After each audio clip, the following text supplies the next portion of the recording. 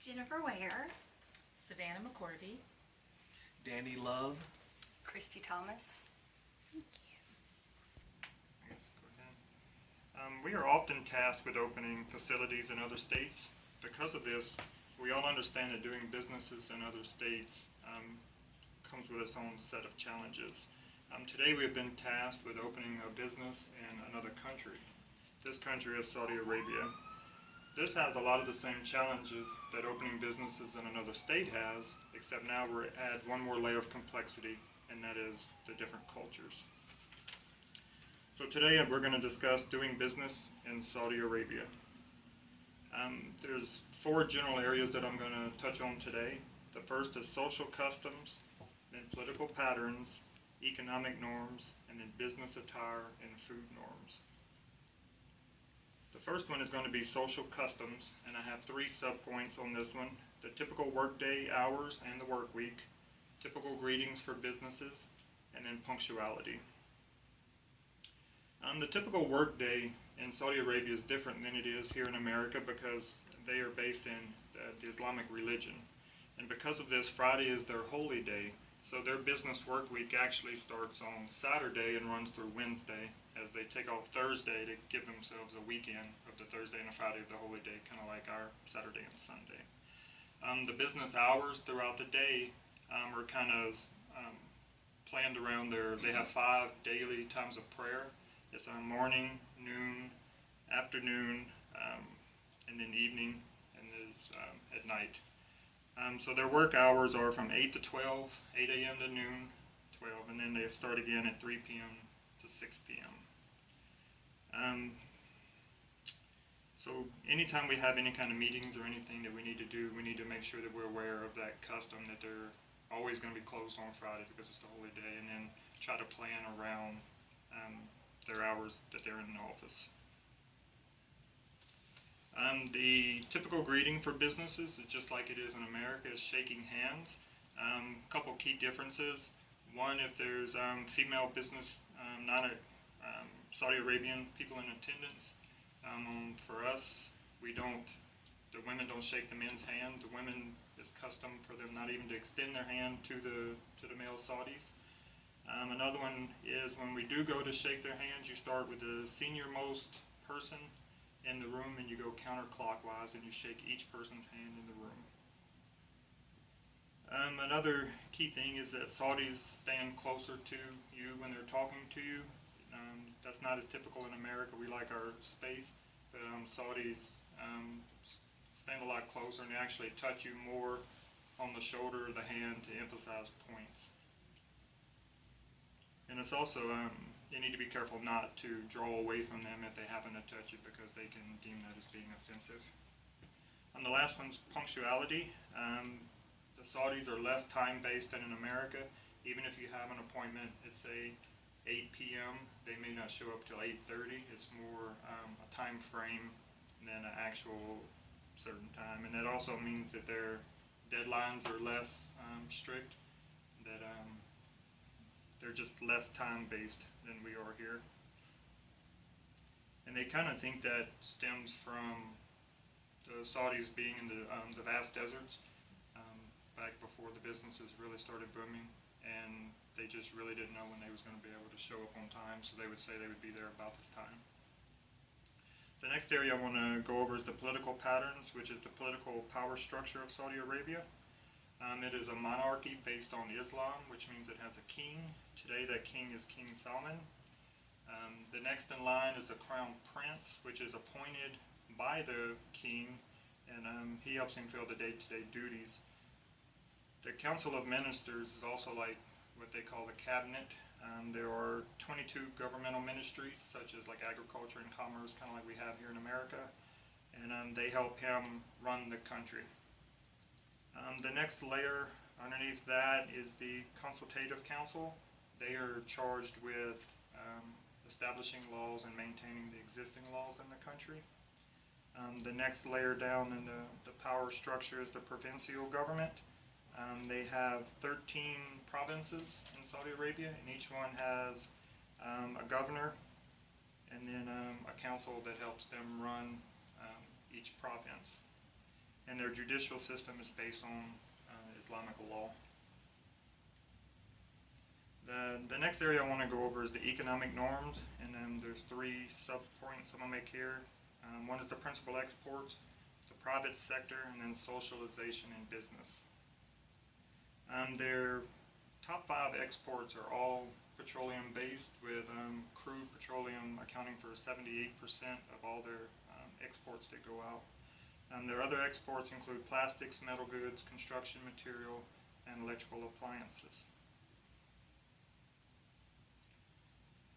The private sector is actually a growing part in Saudi Arabia.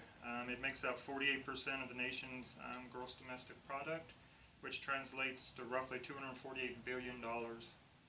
They manufacture, distribute, and sell domestic products.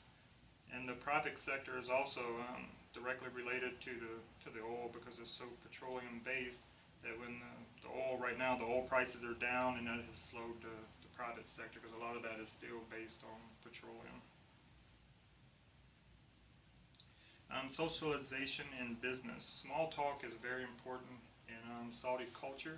It helps them to gain trust for you and comfort. They'll ask a lot of questions about your qualifications, your title, who you know. It's real similar to it is in America, but it's even more so theirs, because they're wanting to make sure that you're trustworthy and that they can have a layer of comfort with you before they want to do business with you. They place a real high emphasis on your title and qualifications. The next section is business attire and food norms. I've divided this into 3 sections: proper business attire, eating and drinking, and then I want to touch on some unique customs that are happen in Saudi Arabia. The proper business attire I've divided into 2, the male and the female. Men's wear consists of, typically just like in America, they want you to wear a dark suit, a tie, leather shoes. The woman's wear is a little bit different. You have to wear a long dress. It has to have a high neckline. It has to reach your ankles. Even though a headscarf is not required for Western women, it may be appreciated if you wear it in the situation. Shorts should always be avoided in public and in the meeting, and if they don't want you really wearing a lot of jewelry, especially if you have a necklace with a cross on it, you should remove it before you go into the meeting. For eating and drinking, you should never refuse the first round of food or drinks. They consider that offensive. So anytime you're offered anything to eat or drink, even if you don't like tea and coffee, you should accept the tea and the coffee, like when you offered it to me when I first got here. I would have offended you by not accepting the coffee. One unique custom about that is after you get finished drinking and you don't want any more, they said that slowly oscillates your cup, and that shows them that you don't want any more drink. So that was interesting. Anytime you go on a meal, if they invite you to a meal, generally it's going to happen in a hotel or a restaurant. Men and women will generally always be segregated between the two. And if it happens to, a lot of their meals happen on floor level, so they said the proper way to do it is either to sit cross-legged or kneeling on one knee. Alcohol is prohibited under Islamic law, so you should refrain from taking alcohol, even though they may not frown upon you for drinking some. It's just would show respect to them by refraining from it. And actually, if you get intoxicated, there's harsh penalties for that under the Islamic law. Some more of the unique customs. You should never point the sole of your feet at anyone. Like if you crossed your leg and your sole of your foot was pointed at me, that would be considered offensive, because your shoes and your feet are considered dirty. And that's also why years ago it was such a remember when the guy threw the shoe at George Bush in that meeting? That's why it was such a harsh statement that he was trying to make, because the shoe and the foot is considered such offensive. You should never take photos without permission. This one I thought was interesting. You should never express admiration of a Saudi's possession. Like if you keep admiring some, their culture is that they should give that to you.